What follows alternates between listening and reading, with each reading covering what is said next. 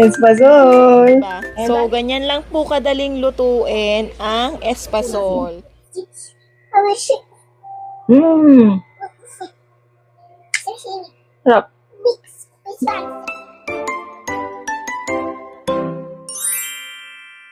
Espasol.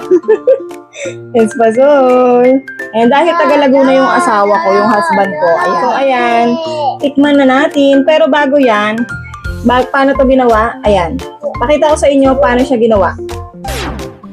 Unang gagawin is lutuin lang yung glutinous rice flour. So, parang isasangag lang talaga siya hanggang mag-brown-brown.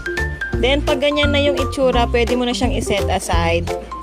Ayan, okay na yan pag ganyan na yung color niya. So, after nyan, ilagay na sa lalagyan. Sa, tuyong lalagyan. Then, pagkatapos nun is, lagyan na rin, pakuluin nyo na yung gata nyo. So, dalawang gata yung nalagay namin, yung Coco Mama. Pwede namang fresh gata, pwede din ganyan. So, after nun, nilagyan na rin namin ng brown sugar. Depende na rin sa inyo kung gaano karaming sugar ang ilalagay nyo. Ayan, kami sakto lang. Ayaw kasi namin ng sobrang tamis. Then, after nyan is haluin ng haluin hanggang sa kumulo and matunaw yung sugar mismo. And maluto din po yung gata. So, haluin nyo lang ng maayos kasi para hindi masunog din. Then, pag kumukulo ng ganyan, pwede nyo nang ilagay yung itinabi nyong glutinous flour kanina. So, ayan. Dahan-dahan lang ang paglagay para mahalo ng maayos. And, bago pala yan, tabi ako ng konti para mamaya pang coat dun sa mismong, maluluto nating espasol. So, 'di ba, alam niyo naman ang espasol. Then pag ganyan na po, ayan, luto-luto na po 'yan. Pwede niyo nang ilipat sa isang container. So, ang ginawa namin, nilagyan lang namin ng konting oil yung container para hindi magdikit-dikit. Then, pwede niyo nang i-flat kung gaano kakapal ang gusto nyo. So, kung marami yan, mapupuno yan. Pero, ayan, ganyan lang yung nagawa namin. Then, nilagay na namin yung mismong powder, ayan yung naluto naming flour kanina na hiniwalay namin. So, yan yung magiging coat niya. 'Di ba? Ganun lang po siya kadaling lutuin. Then, ayan, hatiin nyo na kung gaano kaliliit ang gusto nyong hatik. Depende na lang din sa inyo.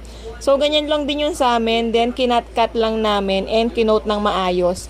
Then, nilagay lang din namin sa pinggan para maganda-gandang tingnan. So, ayan, kayo nang bahala kung gaano kalaki yung hati nyo, 'di ba? So, ganyan lang po kadaling lutuin ang espasol. So, kung may time din kayo, i-try nyo na din po. Masarap po yan. Tcharin! So, ayan, I'm back. So, ganun lang siya kadaling gawin. Kung gagawa kayo, i-try nyo na. Mabilis lang naman. Makalat lang kasi yung powder. So, ayan. Tikman na natin. Medyo mainit pa to. Bagong luto lang talaga. Malalaki yung pagkagawa. Pero ayan, tikman na po natin. Mmm.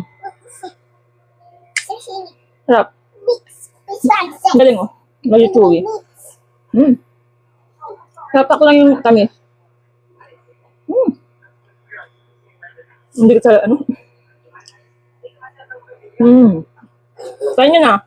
Mabilis lang naman gawin, di ba? Medyo makalat lang. Ayan. Mmm. So you can slowly. Mm.